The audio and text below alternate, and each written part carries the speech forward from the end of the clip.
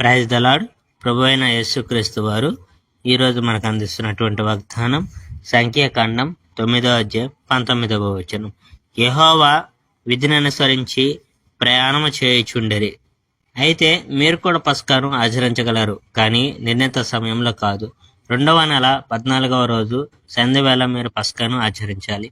ఆ సమయంలో మీరు గొర్రెపిల్లను, పులియని రొట్టెలను, చేదు ఆకుకూరలను తినాలి.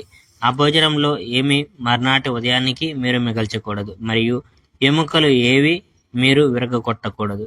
మీరు పస్కా విందు భోజనం చేసేటప్పుడు నియమాలన్నిటినీ మీరు పాటించాలి. అయితే ఆచరించగల ప్రతి మనిషి పస్కా విందును నిర్ణీత సమయంలో తినాలి. అతడు పవిత్రుడై ప్రమాణంలో లేకుండా ఉండి పస్కాను ఆచరించకపోతే అతనికి క్షమాపణ లేదు. అతడు నిర్ణీత సమయంలో పస్కా విందు భోజనం చేయకపోతే అప్పుడు అతన్ని తన ప్రజల్లో నుంచి వెళ్ళగొట్టి వేయాలి. ఎందుచేతనంటే నిర్ణీత సమయంలో అతడు తన అర్పణను యెహోవాకు అర్పించలేదు కనుక అతడు దోషి. ఇశ్రాయేలీయులకు చెందని ఒకడు మీతో నివసిస్తుంటే అతడు మీతో కలిసి యెహోవా పస్కాలో పాలుపంచుకోవాలనుకోవచ్చు.